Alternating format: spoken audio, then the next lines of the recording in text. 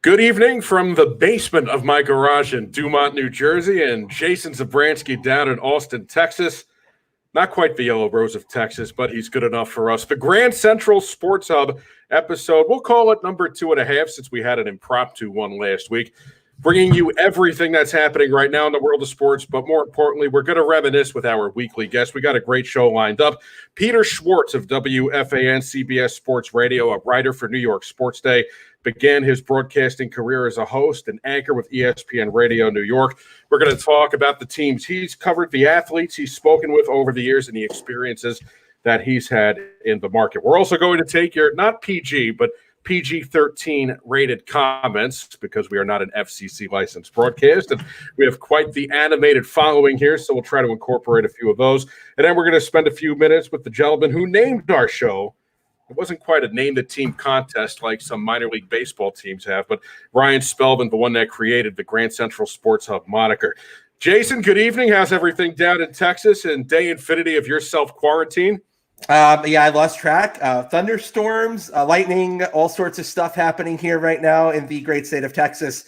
Ryan came up with a better name for this show than many minor league teams do these days, by the way, like the New Orleans Baby Cakes, to name one, and what are some of the other ones these days that they come up with. So he did a very nice job naming this show, and I promised him a couple of minutes on. We'll see how long he lasts before we have to take him off of the hook. But good evening to you as well. Good evening to you, too. And we're going to dive into a few stories before we have Peter Schwartz join us at about 10 after 9. Few things happening in sports right now while we wait for the games to return. The NBA's return potentially being discussed. It would be a situation, or could be a situation, where all 30 teams would center in on Vegas, and the remaining games, the remaining schedule would be shortened. This is according to a complex sports story that came out a little while ago. The first 2 rounds of playoffs would be the best of 3. Baseball, they're talking about their potential return, and one of the plans that's out there, and it's my favorite plan actually, an 81-game season that would start July 4th and end on September 27th. It would have the same playoff system. You'd have 85 days, so the union would have to agree to just 4 off days over the course of that stretch. Again, with the start on Independence Day. Tied into baseball, Rob Manfred, the MLB commissioner, making news saying that the Astros suspensions would be fulfilled if the entire season was canceled. I see the animated reaction. I know you're ready to tee off on that one, Jay-Z. And then Adam Schefter, the ESPN insider, the most outspoken, actually, most reliable NFL insider, along with Ian Rappaport, sounding off on the NFL draft, saying it was a bad move to hold it on time, the 23rd through the 25th, and saying it's not the appropriate time while carnage is in the street. So I'm going to let you take 1 of 3, Jason, and we'll start it right there before we bring Peter in about 10 minutes. The first thing I noticed is that you're ranking your NFL insiders now. So I don't know where you put Jay Glazer in there out of the other 2 gentlemen. Would you care to add him in, or is he like 7th? Listen, Jay Glazer's in a place that I want to be one day, so I don't want to bite the potential hand that feeds me. But in my world, ESPN and NFL Network 1-2, 1A, 1B. I mean, Ian Rappaport, Adam Schefter, it doesn't get better than those 2 guys. Those are the 2 sources I go to for news first. So Rappaport, Schefter, Rappaport. I agree. I'm going to take the restart plans of baseball and basketball real quick for you. This all kind of is hypothetical, of course. And the jobs of these league commissioners are to constantly have a plan to see if they can restart the season. We have discussed previously in previous episodes of this podcast that we think July is heavily optimistic. And I think we're at a consensus, me, you, Diamond Dan, that this does not seem likely. However, let's talk about it, because if something works out for our favor, there needs to be a plan. So the NBA has an idea here, like you said. They would actually, all the playoff teams, quarantine themselves in Las Vegas, probably using one of the casino resort hotels, and stay in Vegas for the whole playoffs. They would find a facility with multiple courts. They were talking about I believe the Thomas and Mack Center, or somewhere with multiple courts. They could play games back to back or even at the same time and fit games in. First thoughts were, if you were going to do a playoffs and you don't want to travel and the risk of travel is still too high, probably the risk of playing any games is too high. But humor them for a minute. If you're trying to mitigate risk and you think you can do it, this is probably the best idea. It's logical to use Vegas based on the hotel and accommodations. So this is the best you're going to do. There'll be no fans in the stands. I think we all Do you agree with that, Seth? If this happens, there's no fans in the stands, right? Yeah, that seems to be the way they're leading right now. Yes. And if they were to pull this off, abbreviated rounds, at least at best of 3 for maybe the first round, a little bit of concerns with that. I think if you do this, there's some integrity issues with the best of 3. What do you think about that?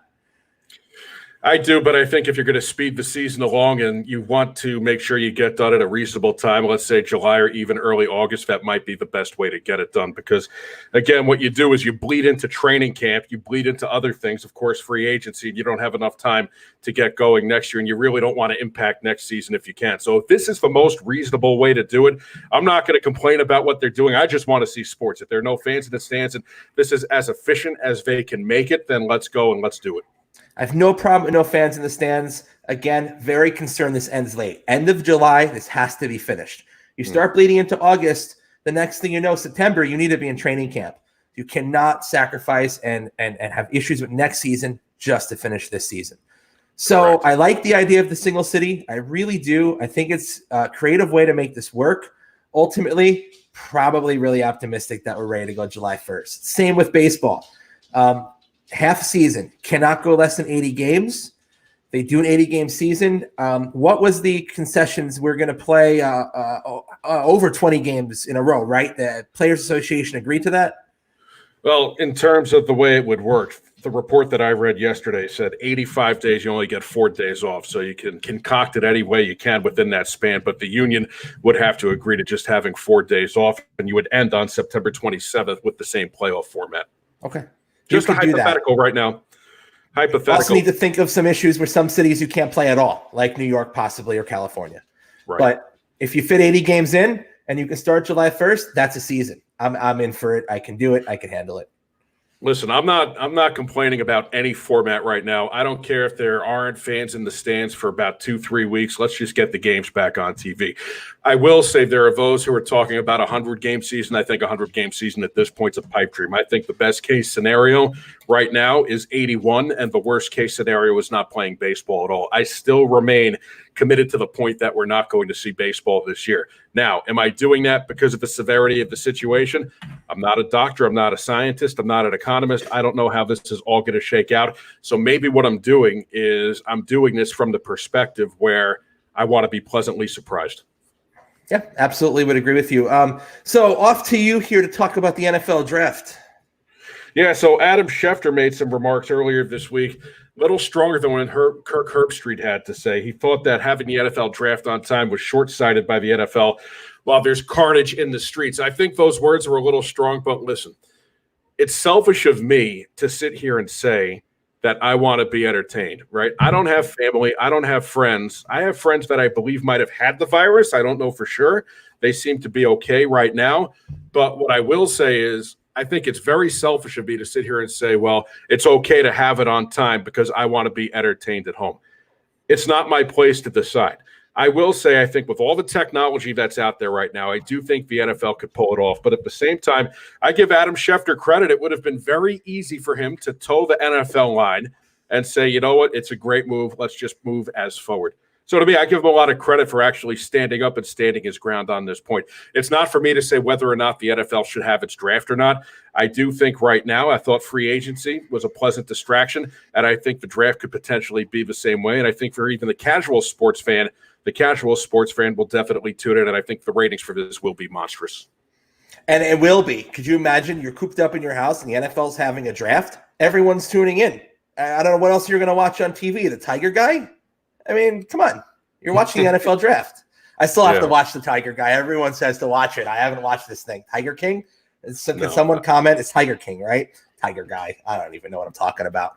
You're absolutely right. If you're going to do a draft, everyone's dialing in. I do think, from my selfish point of view, I think it's a pleasant distraction. There was the optic with NFL free agency. Well, it might not be the best look if these guys are signing contracts worth millions of dollars and people are out there suffering and dealing with the tragedies that are associated with this virus.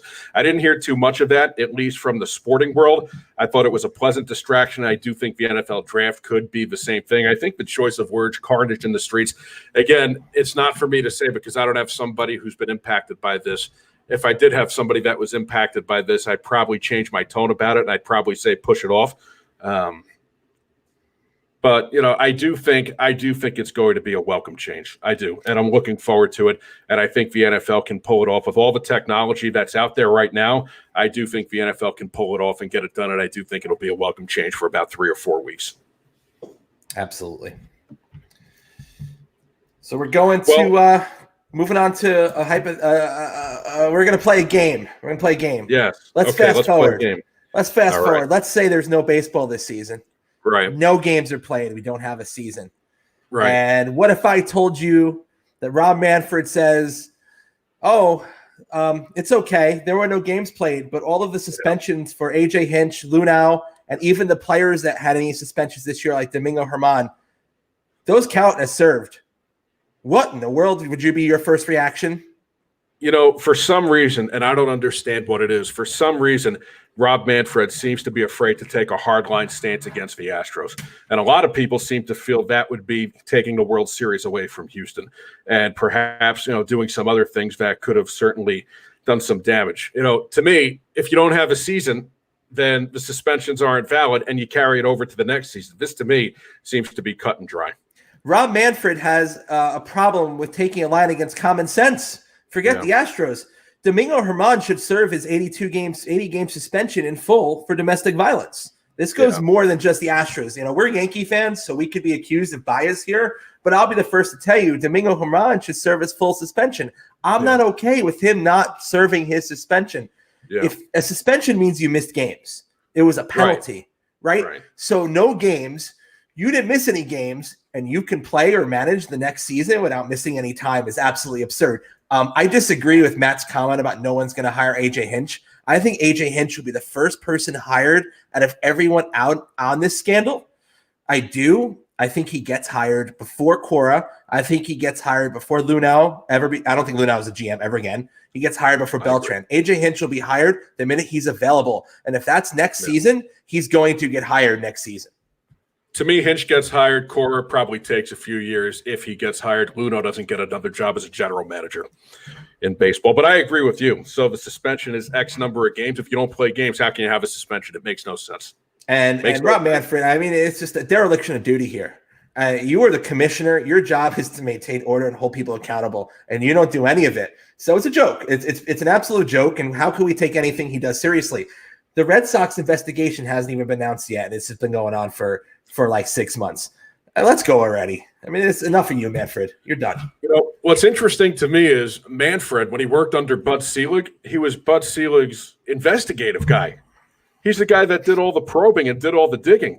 So he should be perfectly comfortable issuing penalties and suspensions. It shouldn't come as any surprise that he's dealing with things like this, that he should have a strong arm and an iron fist, and I just don't know what the issue is. And I think we talked about this last week. We mentioned how the Astros, maybe because of this terrible situation with the pandemic we're dealing with in this country right now, maybe they got off the hook. I think what Manfred just did, he fanned the flames. Once baseball gets going again, if it gets going, let's say it gets going again next year, I think that hatred's going to be right back up there.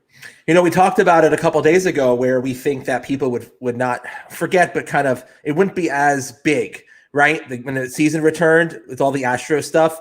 Well, Manfred is reigniting it by being an absolute incompetent. He's making it come back into relevance. It can kind of go away. He's making it come back. Yeah. I don't think he's helping the situation. That's for sure.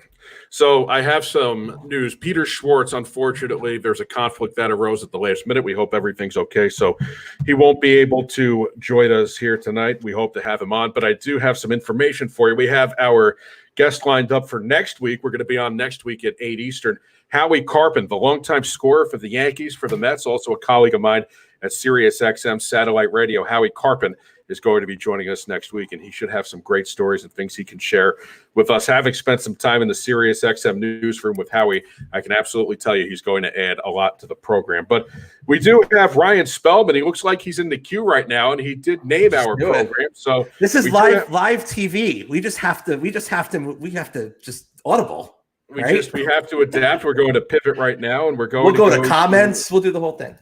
We'll go to Ryan Spellman. Ryan, Nice to meet you, Jason. This is your pal, so I'll let you take it away. But thank you for the great name of the show. Let me start there. We appreciate that. No, it's my pleasure. Just Are you wearing a hospital gown? What is that? no, dude. I have to bring the Southeast Florida contingent. Palm trees, dude. Palm trees. So you know how last Seth we were saying we need correspondents. Ryan could be our southeastern correspondent.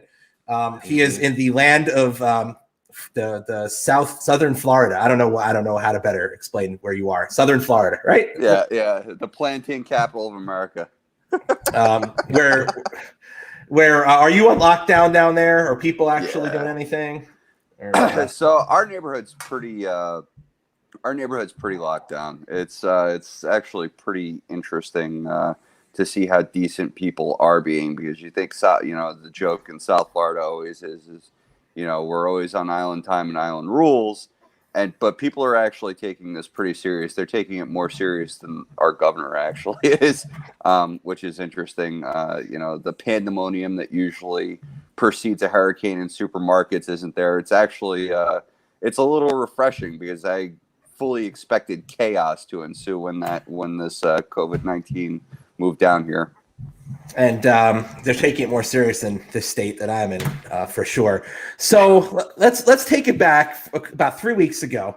And you're a creative brain. We talk about all sorts of wacky stuff all the time, hypotheticals, crazy ideas. We even came up with a Hebrew kosher Hebrew taco truck idea that we wanted to start sometime soon. So you've always a good thinker. So I proposed, or I asked you, hey, I'm doing this like wacky podcast with Seth, and we need a name, right? Didn't have any idea. And you just kind of like, I don't know what went through your head, but if you want to walk me through what you were thinking about, how we got to where we are. Yeah, it was, if you're going to talk New York sports, I mean, we all grew up in the New York Metro. I was on the island. You guys were upstate. The places that people convene to talk about sports, were always, the deli in the morning, the bar in the afternoon. So I started thinking, and I'm like, all right, what has a real New York pizzazz about it? My original idea was, I'm looking at a map and I'm like, all right, where do the 4 train and the 7 train cross paths, right? Yankees, Mets, baseball is, the deep passion for all of us, I think. And I started looking at the map and I'm like, holy crap, Grand Central. Because originally my idea was to pick the intersection, even if it was a random obscure one in Manhattan, right? And throw that out there as an idea for a name. And it just happened to be Grand Central. And I was just like, all right, let me play this out. Let me make Jason look at a map. That's where I don't even know how to do that, but okay. I'm looking at the subway map and I'm like, all right, I'm going to just let him go with this and see if this resonates. And, that was really where it came from. For me, baseball is really, alongside tennis, my prime sport. That's, I eat, sleep, and drink it, New York baseball. So, yeah, for me, the 4 and the 7 train were very symbolic. So that's really where that came from. I zoomed in on the subway map and I saw the words Grand Central. I was like, oh, that's brilliant. What a great idea. And then we just had to spitball the whole rest of it. You said deli. Seth, we should have called it the Grand Central Sports Deli. You know what? I had that in mind. I also had Grand Central Sports Beat, but anytime we can challenge a legendary station up in Boston, the hub up there, obviously, the sports hub, I'm fine with that. Yeah, this is a really awesome idea. I think it's definitely got some wheels and the opportunity to have some pretty explosive growth. The shows have been great so far. I know I throw a lot of shenanigans in the chats and whatnot, but didn't pay him to say that, I swear. Real quick, we share many of the same favorite teams, right? Yeah. If you had to make a decision, like we go back and play hockey this year, the Rangers make the playoffs and make it to the second round even, right? And we go back to hockey, or I tell you that the season is we don't have a season this year. We play a full season next year. And the Rangers make it just to the first round. I'm giving you a tough one. What would you pick?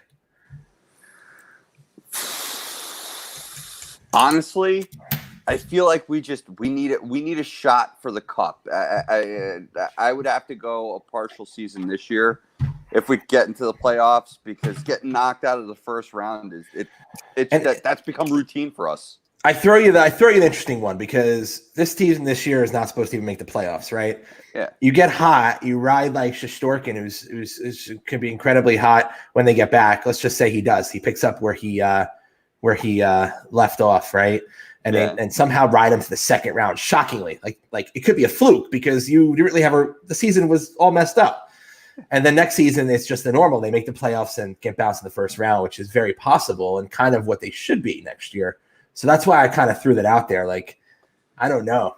Nah, you know what? I'd rather take the partial season. I'd take the asterisk if we have the better shot here, because I think that just puts the momentum behind it. I think as Ranger fans, we are so used to just having that minimum expectation. But when we lost to the Kings, that year, that really murdered fan morale, that murdered team morale, and it was, we were never able to get that steam back. I think even if we get a partial season and we can go all the way on that, or even get really close, I think that bodes better for us next year. I'd rather take that momentum, because it's still for us Ranger fans, that's still in the back of our heads. That's what we were doing prior to COVID-19 ruining sports it's there. It's in our minds still. And let me throw one more at you. Aaron Judge, let's say we have a season. Let's say we play 80 games. 80 games. So let's say Judge hits 20 home runs in 80 games, drives in like 60. You good with that? Yeah, I mean, you got to take what you can get. My concern with Judge, if we get an 80-game season out of the year, is one, if he stays healthy, which, I mean, I hate to start making that joke as early in his career as it is, but I'd be pretty content with that.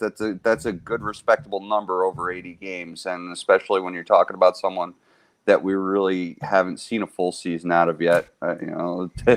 Take it. Matt checking in. Alonso greater than Judge. Seth, first reaction. I need to see more from Alonso.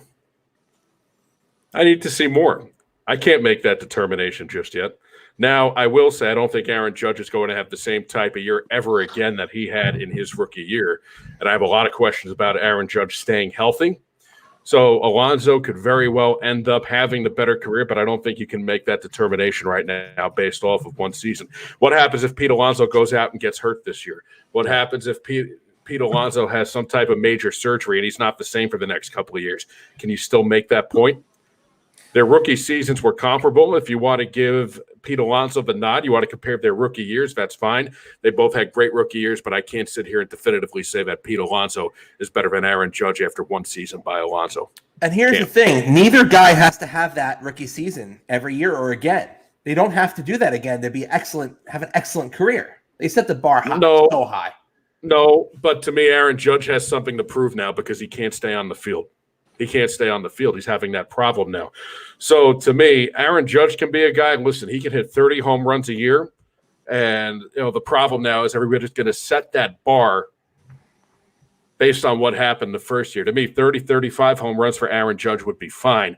But the thing is, anything less than that, Yankees fans, and if he can't stay on the field, Yankees fans are going to get very impatient. Yeah, I agree with that. And you know what? I think going a little bit further, he's got the ear and he's got the attention of his locker room. And I don't set an expectation based on the health issues that Judge has.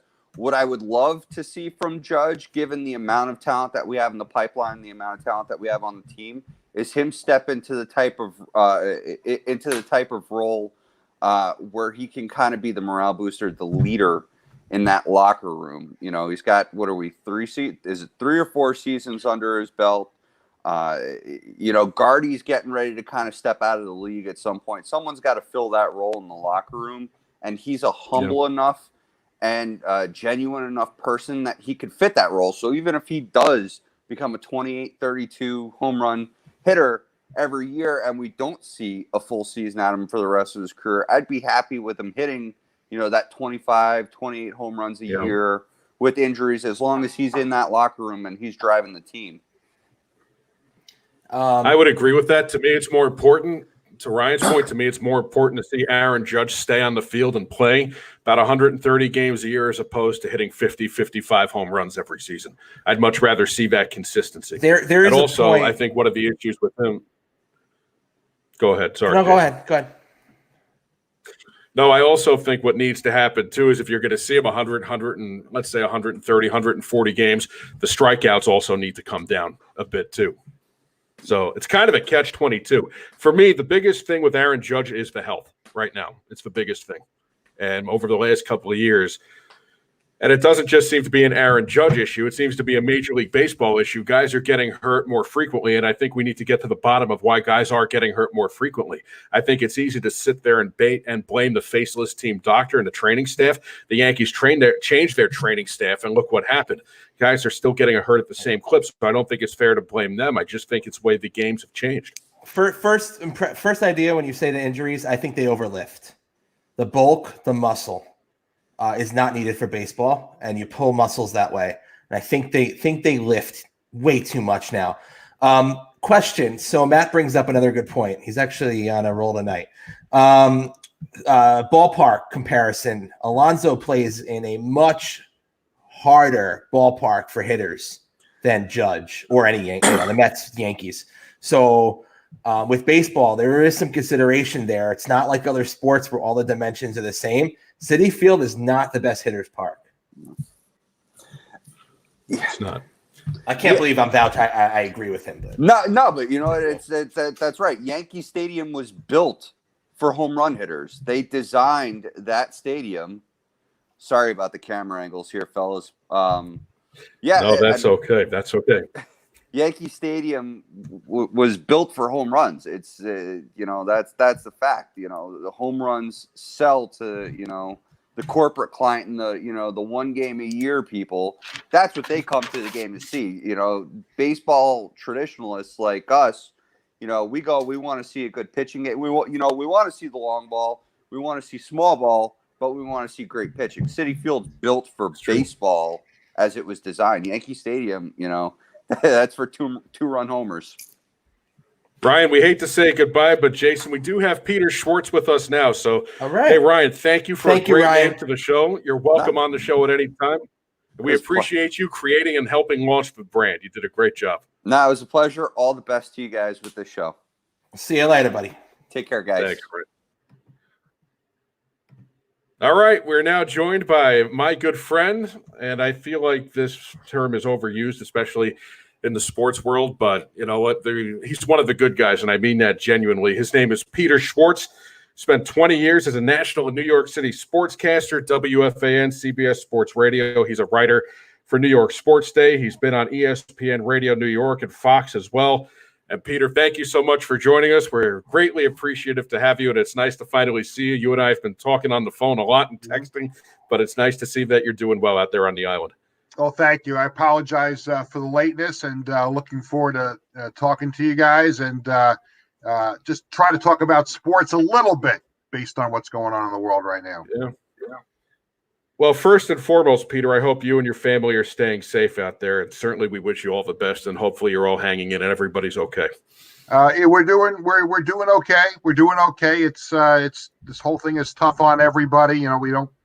This is a sports household, so we're not used to being home. We're used to being at a game, whether it's going to see our teams play, whether it's going to see our boys playing. I feel for them the most. I mean, my little one should be on a little league field somewhere right now. My older son should be playing lacrosse somewhere, and it just stinks. It really does. But you know what? We'll all get through this, and hopefully in a couple of months we're looking back on it and saying, boy, well, it was tough, but we got through it.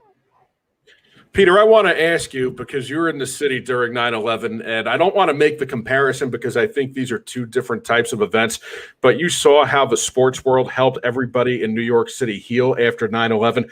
Once everything kind of settles back and gets back to the way it was, or at least a sense of normalcy, how do you think sports can help the recovery? I'm sorry, Seth, I couldn't hear you. Oh, I was going to ask you, how do you think sports, kind of like 9/11, sports helped heal the city after 9/11. So I don't want to compare this to 9/11. directly because they're two separate events. But when everything does get back to normal, or we get back to some kind of normalcy, how do you think sports can help the city and everything around it heal?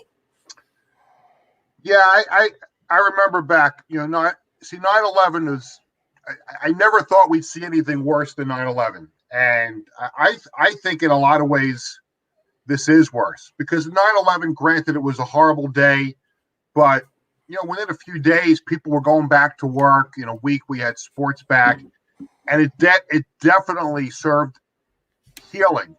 This time around, there's just so much uncertainty, and nobody knows exactly when things are going to return to normal. I think when they do, it'll be soothing, but I think it's going to be soothing in a different way. I think when sports comes back, I don't think they're going to be opening up stadiums to 50,000 people. I think when they bring sports back, we're going to enjoy watching it on television. I think when kids are back on the field, they're not going to allow grandma and papa and 18 members of the family to come watch it. I think it's going to be a limited audience. So I think it's going to be different. It's going to be nice to have it back. I think it's a long time coming before we're back to any sense of normalcy. But I do think, a long answer to your short question, I do think there will be some soothing when sports does come back. I listen, I'm looking forward to the NFL draft. At least it's going to be something different to watch on TV than reruns of old games.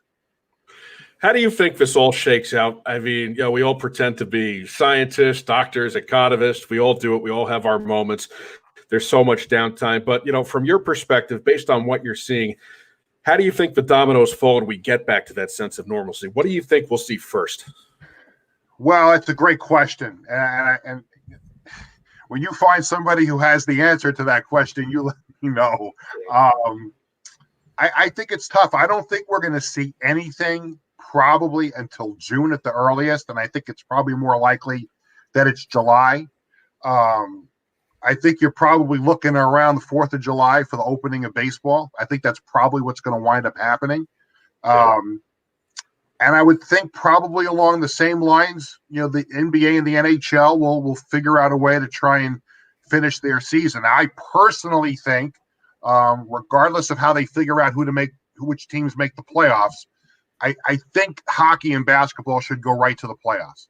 I don't think that I think the quicker they can get to the playoffs, even if it's an abbreviated playoffs or a short playoff, if they can have a postseason of some sort, get to it and get the season over with, and let's plan for next year. I'd even go so far, and this would knock my team out for sure, but I'd be all for hockey and basketball just going straight to a Final Four. You take the 4 division winners and go to a conference final and go to the final, and let's get the season over with, crown a champion. I know it's going to hurt a lot of teams, but I think the quicker they can get back to playing, finish the season, and get ready for next is the best way. And I think we're probably all looking around 1st of July, 4th of July, probably for this to happen. Jason, I know you wanted to follow up on that point. No, it's tough because it's a fine line between getting back on and having a credible champion, right? So my whole thing was you can't compromise next season. Whatever you do, you have to be done at a reasonable time so next training camp, next fall can be normal. I struggle a little bit with the Final Four idea. I feel like if you can't have a full playoff, maybe you just don't do it. I don't know. It's really difficult, and this is exactly what you were saying before. There's no precedence. The unknown is crazy. Right. We have no idea. So are we in agreement at least that we can't sacrifice next fall, whatever we do? Yeah, I think you have to have a full season next year. I don't think anything they do this year should sacrifice. Even if the basketball and the hockey season starts, a few weeks late, they can figure out a way to play the full season next year. But I think just to get back on the ice and on the court this year, just crown a champion. And the last thing you want to see is no champion. I hated it when there was no baseball champion, when the hockey lost its whole season. I mean, you don't want to see championship wasn't given out. We already know there's going to be no Wimbledon champion because they canceled it already. So I think if there's any way to just crown a champion, listen, it's a circumstance that nobody asked for, nobody wants. It's unfortunate, but I think crowning a champion in some way is better than not crowning a champion. I think, too, to your point, you used the word soothe before. And I think if we saw a Stanley Cup presented or we saw an NBA champion presented, right, that it would be incredibly soothing to this whole situation. If we saw that celebration, we saw that presentation, that would really like start turning things around emotionally for everybody. Mm-hmm. And I think to your point is that, and again, I'll look at it from a hockey standpoint, and Seth knows where I'm going to go with this. You know, I'm a huge Islanders fan, and the Islanders are battling for that 8th playoff spot in the Eastern Conference. You're going to tell me they're going to go right to the Final Four, and the Islanders would have squeaked in as the 8th spot and didn't have a chance, you know, to win a Stanley Cup. Yeah, it would be disappointing, but you know what? This is bigger than that. This is just getting through this season. This is our country getting back to our economy, number one, getting back on track, people going back to work, the kids going back to school, the kids back on the field. You know, that's what's most important right now is the United States and all of the world getting back to somewhat normal. And hey, look, if they're going to give out the Stanley Cup to one of only 4 teams or the NBA championship to only one of 4 teams, then I think you have to really consider doing that because you'd rather have a champion than not have a champion. We're joined by Peter Schwartz of WFAN at CBS Sports Radio. So, Peter, you have a wealth of experience, and what we want to do is kind of take this opportunity with you, go back and draw on some of that experience and talk about some of your memorable moments. So, kind of want to take this point by point because you've seen a lot in New York. I guess I would start. You're calling me old. Hey, listen, I'm not in the same boat. I'm not. So I guess I would start by saying, what's the most memorable team that you've covered or been around? You know, it's a great question. And this came up in conversation with my family the other night. We were talking about most memorable sporting events that we've been to, and I will say. Probably the most memorable sporting event that I've been to was Game 6 of the '96 World Series, getting a chance to cover the Yankees winning the World Series, being in the locker room. I thought that was pretty cool. But that was one moment. As far as a team that I covered, I would probably say the Rex Ryan Jets was probably the most intriguing few years of being around a team and all the things that went on with the Jets during the 3 years I covered them in the Rex Ryan era. I think that was most interesting. But as far as like a single most memorable moment, as far as covering sports in this town, I would say being at Game 6 of the '96 World Series. You know, Peter, there are a lot of people that say to this day they've never heard the stadium louder than it was when Joe Girardi hit that triple. I will agree with that. And I've been in that stadium, and I miss that stadium. There's no comparison. That place was great. A huge part of my life spent within the walls of the old Yankee Stadium, and I don't remember it at all being as loud as when Girardi hit that triple. I'll tell you, in the '96 World Series, if you didn't have a seat in the press box, and really only the national writers and the beat writers for the 2 teams had spots in the press box. So they put most of the other media, and when I say other media, you know, newspapers from around the country, local radio stations that didn't have, you know, a seat in the press box. We were in the upper deck. They made a temporary press area in the upper deck behind home plate. So one row was seats, one row was a table. You had a table in front of you.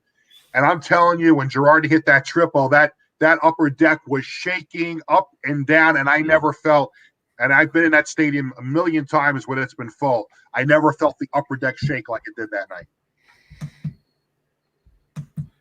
Jason, I'm sure you have some thoughts on the '96 Yankees. A game that, Peter, you and me were at to start the year. Yeah, so, Peter, I don't know if you knew this. You and Seth was also at – so let me back up. I only know you were at this game because your Twitter over the last week or so has been fantastic memories. You've got some pictures on there. Some amazing pictures. Yeah. You've got ticket stubs you're posting, thoughts, memories. It's really been fun to follow. But when I saw you post about the '96 opening day at Yankee Stadium, the snow game, I remember watching that on TV like yesterday. There's certain things that you remember. Very just interesting games. It was opening day. It wasn't the World Series, but I remember it very well. Seth was there. You were there. Yep. What about that day? Being there must have been really interesting. What can you bring back, both of you, to talk about that? I'll defer to our guest. First? No, I'll defer to you. You're our guest. Take it away. Well, I still to this day don't understand how they played that game. I really don't. I remember the forecast all week was for snow. I went to that game with my college roommate, and we were supposed to meet at the Bat.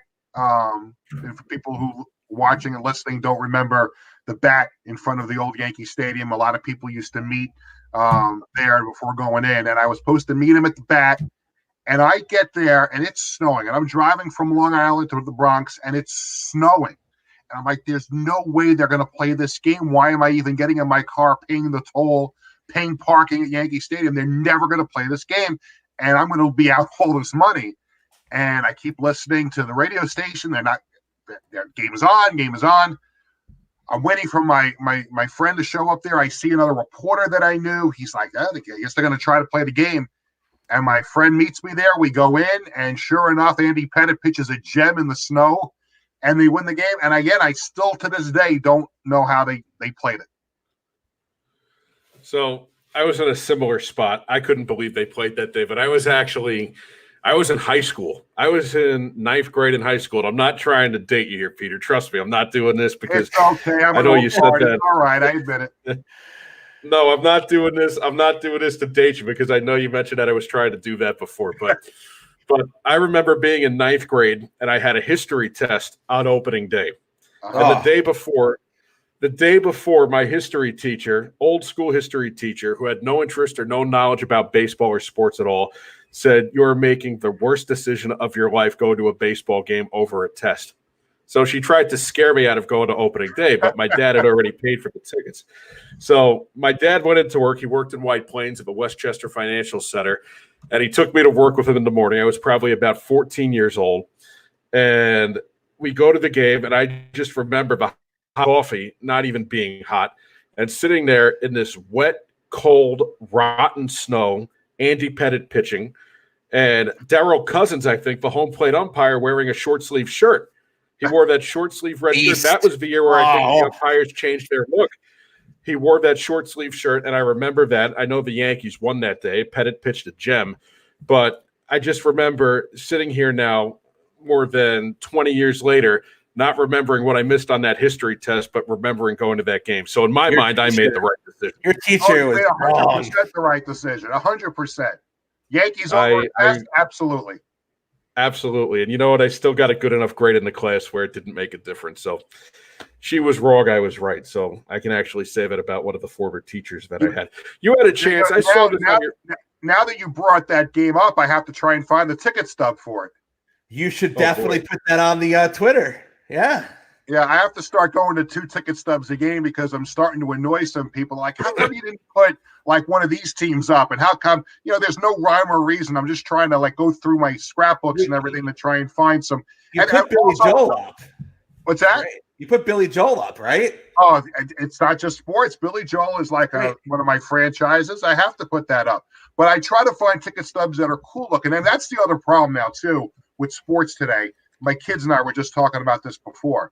Like, ticket stubs aren't that cool anymore because now half the time you got the tickets on your phone. Everything is mobile. Yeah. I used to love back in the day. Tickets were creative. They were colorful and everything like that. You wanted to keep them. Like now, everything is either – if you have a real ticket now, chances are it's computerized to begin with. So what's the sense of that?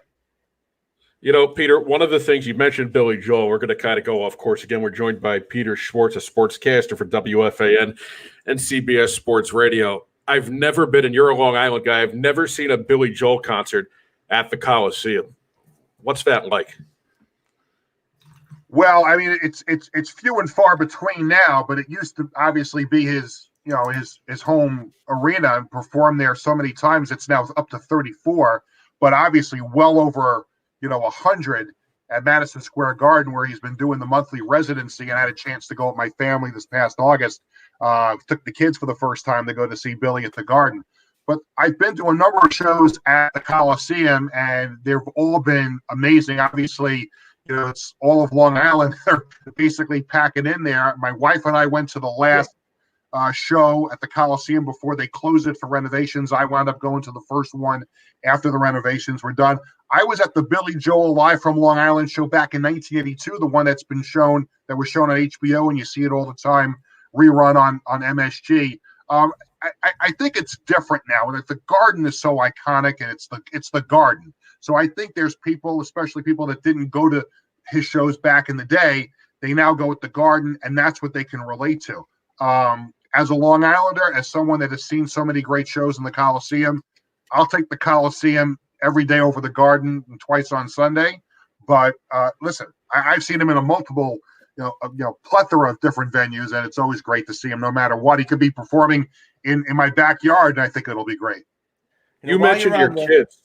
Oh, go ahead, Jason. I was just while he was on Nassau Coliseum, real quick. I noticed that you also said that that's your favorite building for hockey. Yeah. Now, as a Ranger fan, we're not supposed to agree with that. However, I will say, watching games on TV from Nassau Coliseum, the atmosphere and crowd seems raucous and loud, and that's what comes through on TV. So in person, is that why? Is kind of that why you say what you say about it? Well, for me, I grew up with the Nassau Coliseum, and I think I look at it the same way as Met fans look at Shea. I mean, it was a dump, but it was our dump. I mean, the Coliseum was probably antiquated the day that it opened up, but when it's full, and in the years the Islanders have been good, it's been full because the ceiling is so low, it gets really, really loud in there. And we talked before about Joe Girardi's triple in the 96 World Series, the loudest you ever heard Yankee Stadium. The loudest I've ever heard Nassau Coliseum was the Sean Bates penalty shot in the 0-2 playoffs against the Maple Leafs. I've never heard the Coliseum louder. I don't think it can get as loud now because after the renovations, they pulled out 3,000 seats. So there's 3,000 less people in there for a sellout now. But it's how low the roof is. It's the seats are really on top of you. The highest row in the Coliseum, you're still basically overlooking the ice. And I think that's what makes it so loud in there. There's no place for the sound to go. And forget about Barclays for a second, because it's just not worth the conversation. But Nassau Coliseum, after the renovation, even losing the seats, what would your choice be? Stay there or do this thing in Belmont? As a fan, what would you prefer? Well, listen, Nassau Coliseum is a special place for me. It is not the same now than it was 5 years ago. It looks different. It feels different. And it's not an NHL building anymore. It just, it pains me to say it. It's not an NHL building anymore. And I think now in the year 2020, and when they move into Belmont in 2021, you have to have a building that gives your franchise a chance, not only to have success on the ice, but in the box office and drawing revenue. And I just don't think it's possible for them to do that in the Coliseum, even if they reopen all of the suites that they closed down, if they put back the other 3,000 seats, it's just not an NHL building anymore. And that arena in Belmont's going to be amazing. I've seen plans for it. Other people obviously have seen it. You've seen the renderings on TV. And when you've been to some of these other arenas around the NHL and the NBA that I've been to, they should have a building that's modern and brand new. What they did at the Garden without building a brand new arena, just transforming it indoors, was amazing. The Rock is unbelievable. I've been to Philadelphia and Boston and Colorado and Florida, a bunch of these new places. Got to go to Vegas. Vegas is fantastic. I have not been to Vegas yet. I really want to go. And I think that Raider Stadium is going to be great too. But you have to have one of these new places with all the suites and the the club seats and the revenue, and you have to have all of that. And I think the Islanders, to be competitive in the NHL for a long time, they're going to have that building. And they were making substantial progress with it, and it was looking great online watching the webcam every day. but obviously the construction's been stopped now because of the coronavirus. We're joined by Peter Schwartz of WFAN at CBS Sports Radio. When did you know that you wanted to be a sportscaster? Who did you emulate? What was the moment? When did you realize this is how you wanted to make a living? That's a great question, and it's been something that's been asked a lot. I just talked about this with somebody the other day. I was probably 5 or 6 years old and watching a game on television with my dad when we grew up. I grew up in Queens before moving out to Long Island. And I remember watching a game with him on television. I don't remember if it was a Met or a Yankee game, but I remember saying to my father, this is what I would like to do when I get big.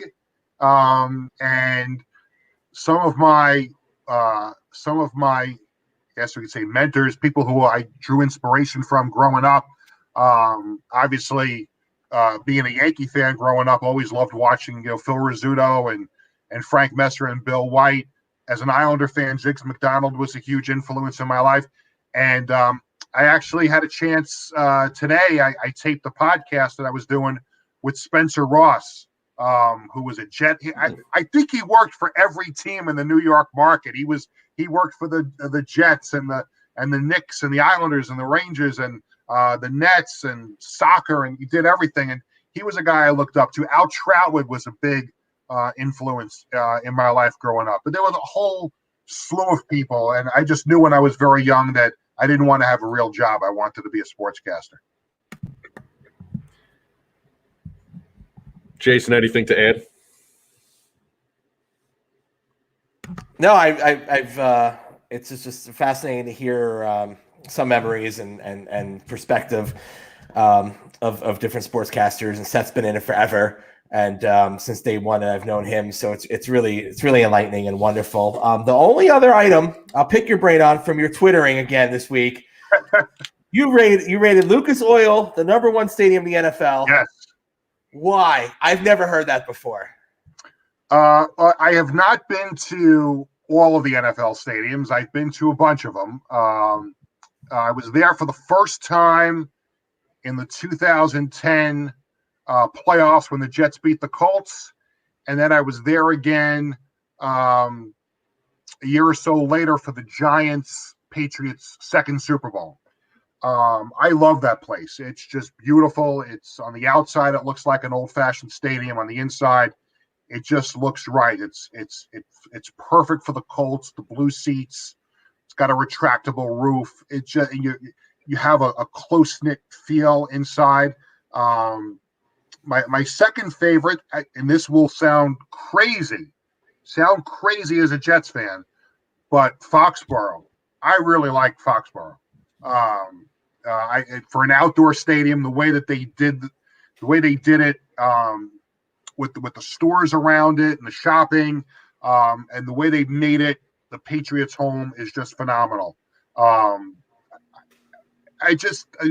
to me, I mean, for what they spent on it, I just don't think they did a very good job with it. To me, it's kind of like it's like a blah stadium, and you had the Jets and Giants couldn't agree on anything when building it. It's an ugly gray look inside. Outside, it looks like a furnace. But from the new stadiums that I've been to, I really like Lucas Oil Stadium. Yeah, there's nothing distinguishing about MetLife. It's just Peter, I always say it's interesting that you use the furnace analogy because I always say it looks like a giant air conditioner from the outside. So we're really on the same page. We're on the same page. I remember I was in before it was called MetLife. When it was being built, it was New Meadowlands Stadium, and I was given I was writing for Jets Confidential at the time, and I was given a tour of the stadium while it was under construction. It was almost done. The seats were in, the walls were up. It was a real ugly, rainy day when I got the tour. Was taken around, and I'm looking around, and I'm like, it needs a little something in here. Like it's like these plain gray walls. And then they took me out onto the field, and I'm looking around the stadium, and I'm like, these just all gray seats. It looks so, and maybe because it was a real like rainy, overcast day, it just looks so blah and so depressing in there.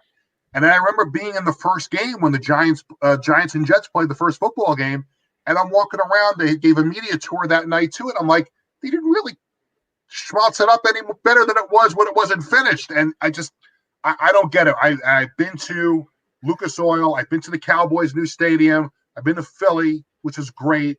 All these places, and they just put a little personality into it. I think it just would have been better off if the Giants had built their own stadium and the Jets had built their own stadium, so they could have given each team identities there. Right now, it just looks like a big. Yeah. I don't want to say it. A blob. Yeah, I'm not a fan of it. And I also think the way they built it this time, as opposed to Giants Stadium, the stands are so far back from the field, Peter, there's no home field advantage for either team, even when they're playing well. Yeah.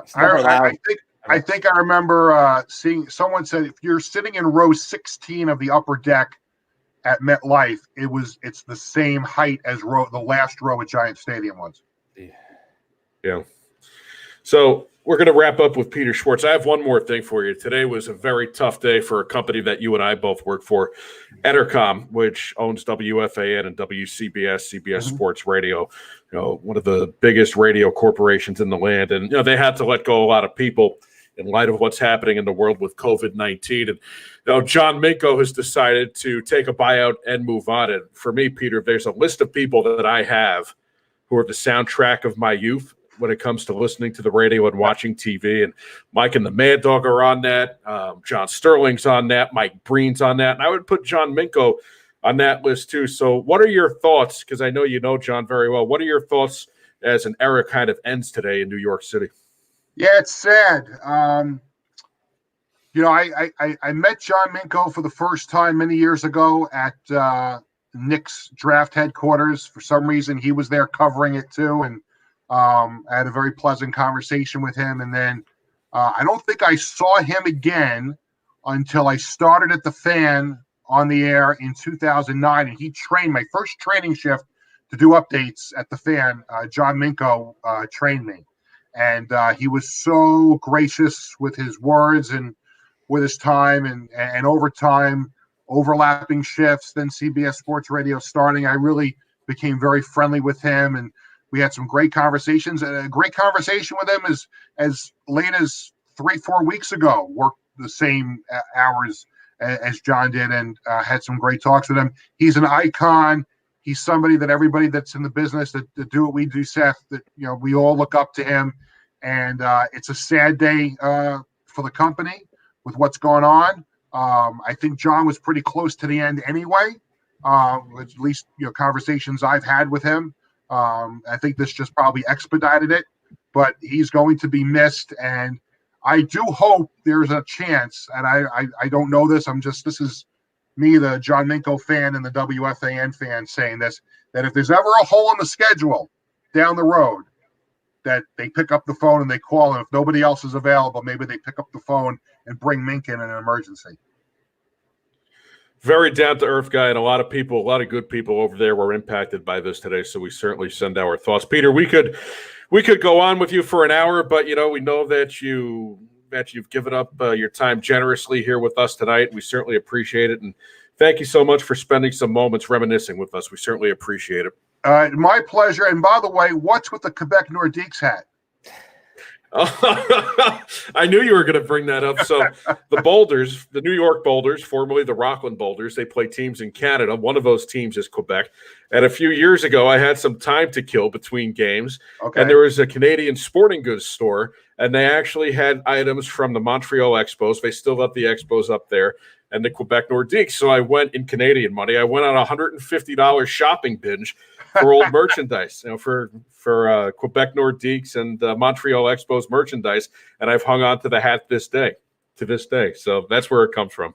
That's great. That's great. I'm just glad Belmont's getting built so the Islanders didn't have to move to Quebec, because I know they want an NHL team again. I know you're relieved, and we're all relieved because as a Rangers fan, Peter, as a Rangers fan, I've always said this, and I think I speak for Jason. We've talked about it too. If the Islanders would have gone elsewhere, it really would have taken a lot away from – it would have really killed the vibe of hockey in the New York metropolitan area. So the fact that they're staying, I think it's a great thing. Yeah, you know what that brings to mind? That could be another Twitter question I could put up tomorrow. If your favorite team left town or just disbanded, who would you root for? I like that one. I may have to post that tomorrow. Don't steal it from me. No, do it. I like that. I'll answer for sure. Yeah, I have to think about it too. Peter, thank you so much. Best to your family, and we hope you're hanging in, and we hope to have you back at some point soon. Oh, I'm grateful that you guys invited me. I had a blast, and let's try and do it again. I'd be happy to come on anytime, and be safe, everybody, and let's get back to sports at some point too, soon.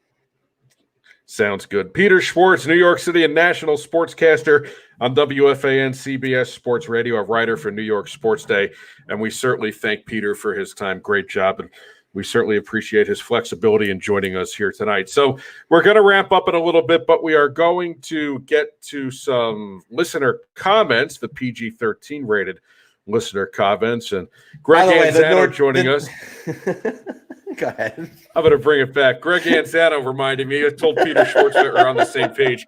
Peter Schwartz said that MetLife Stadium looked like a boiler, and I said that it looked like a giant air conditioner, and Greg Anzano reminding me that for what it's worth, air conditioners and boilers look completely different. But they do take care of your home. They keep your home cool. They keep your home warm. So you know what? They're all tied into your house, so that's where the common thread is. Thank you, Greg. I appreciate that one. Sometimes we got to be checked. Like fact checkers are very important, Greg. So thank you. Listen, if it's good enough for Pardon the Interruption on ESPN, it's certainly good for us on our streaming broadcast. Let's see. Thomas Vislaki from Nanuet. Seth, how did you know you wanted to be a sportscaster? I knew I wanted to be a sportscaster when I realized at 13 years old or 14 years old, I wasn't going to be the center fielder for the New York Yankees. I retired from the Haverstraw Little League with one career home run. It should have been two, but the center fielder lied to the umpire saying that my ball bounced over the fence. And if you know anything about the Haverstraw Little League fields, there's no warning track. And when it's wet, the grass is caked in mud, and there's no way a ball would bounce over the fence. It was foggy. So I should have had 2 home runs, but I only had one, and that's when I knew that I wanted to be a sportscaster. You had one more than me.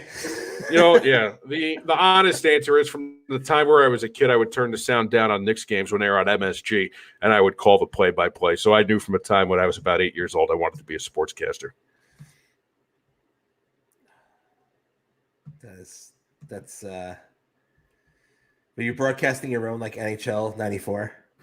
Also, I'm actually, you know what? I am now. I went on a video game binge, a PlayStation 4 video game binge last night. I thought that I was done with video games for good, but I got a great deal on 4 games. I got NASCAR, I got NBA 2K20, I got NHL, and I also, to take that aggression out constructively, instead of going outside and causing trouble, I got Grand Theft Auto 5. Audio. See what I know about video games. Grand Theft Auto 5. I was hooked on Vice City when I was a kid, so I got Grand Theft Auto 5, and I'm going to try to take out my aggression constructively. That's good. That's a good way to do it. Joshua Cox wants to know, when is Dr. Fauci going to make an appearance? He's pretty tied up right now with more. I think he's really busy. If Fauci, I wonder what his favorite sport is. He strikes me as like he strikes me as like a tennis guy. Well, he's from Brooklyn, and he's kind of at the age probably where he saw a little bit of the Dodgers. Maybe I was thinking like a Knicks guy. No. Could be. I think to me, he probably saw a little bit of the Dodgers. Okay. And he was probably a baseball fan. Probably a Mets fan. I'm willing to bet Dr. Fauci's a Mets fan. Okay. I saw a great headline the other day, not to make light of the situation, but the headline was Dr. Fauci is the captain of the coronavirus resistance, or at least telling us, how we can go about our lives and what the expectations are for this. So he's the captain. He's America's captain in the battle against coronavirus. He was the captain of his high school basketball team, and now he's our point guard in battling coronavirus. I thought that was a very good analogy. That's really good. The other day in that article that I saw. That. Yeah. I thought that was very, very well. Let's see. One more. Dan Cantor, Flesh and Blood checking in. Right. Going to have to work on the typing there. When do you expect baseball season to start, and will it be abbreviated? I think we kind of touched on it before. I'm standing by the fact that we're not going to see any sports until the NFL, but I think the best case scenario for baseball would probably be July 4th. Jason? Yeah, that's what we said. Definitely best case. I mean, that is like beyond best case. Odds are not the best for it, but that is definitely not before July 4th. That would be a heck of a July 4th party, though. You bring back sports on July 4th? Woof. It would be. I just don't think. I think at best that's when we see. That's when we see it. All right. Final thoughts before we wrap up. Well, we have a weekend ahead here. Just thinking about the sports that could be on, and it's not looking very good. There is another NASCAR race on Sunday.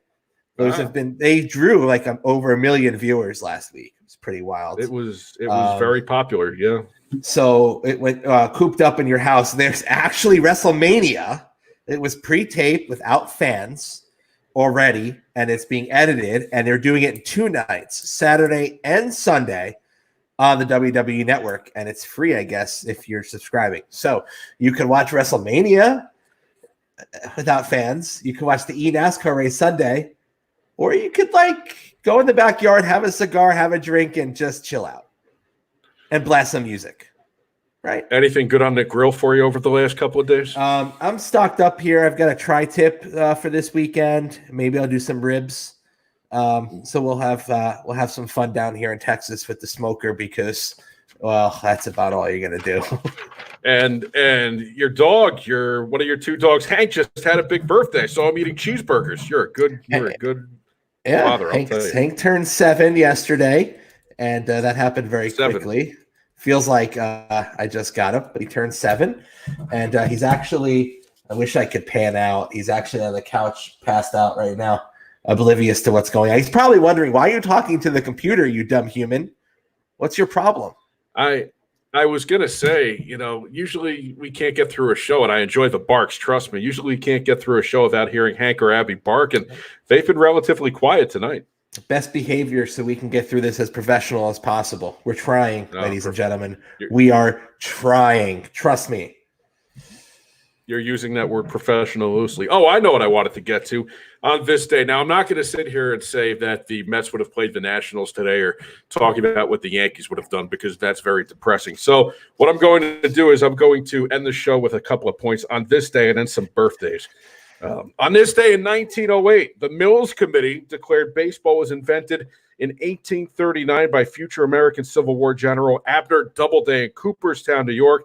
It's often debated. Now it's known as the Doubleday myth. A lot of debate about baseball beginning in Cooperstown with Abner Doubleday.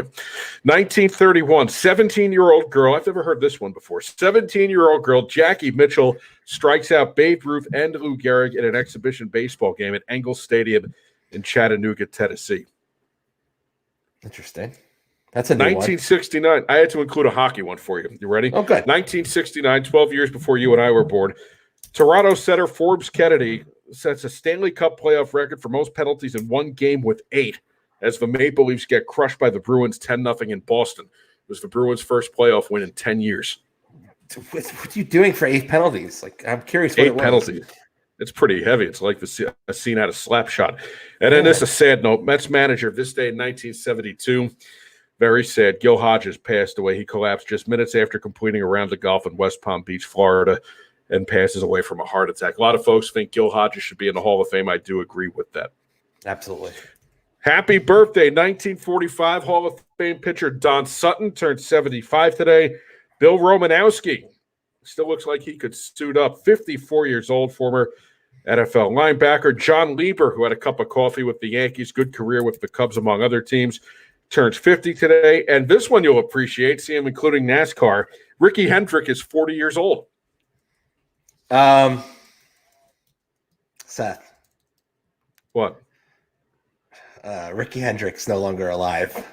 Oh boy. Yeah, you're right. You're right. Faux pas. I don't know how else to break that to you. I have a dark humor, so Ricky Hendrick would have been 40 years. Ricky would have been 40 years old. Thank you. You just went out. I mean, you just wow. That's not good. Okay.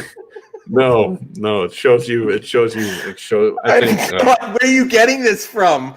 Where did you get your data from? I pulled it up from a website, and that's that. And I like how you were like, "Oh, NASCAR, I did one for you," and it was like, really? I'm folding up. I'm closing up shop. So Thursday, let's remind our 2 fans our plan here for Thursday. Yeah. Next Thursday. Yes. Yeah. So we're going to be joined by Howie Carpin, legendary official scorer for the Yankees and the Mets. He's been with those teams for decades and a wealth of baseball knowledge. I work with him at Sirius XM Satellite Radio, terrific sportscaster. And we'll have Howie Carpin on next Thursday night at 8 Eastern, 7 Central. You're cringing for me right now. I don't know what else to say. You're cringing. Oh, let's just leave it there. For Jason Zabransky, and I'm the one that's a professional sportscaster here. For Jason Zabransky, I'm Seth Cantor. Well, not for long. Thank you for tuning in to the Grand Central Sports Hub. This one's going on the blooper reel. We will see you next week. Good night.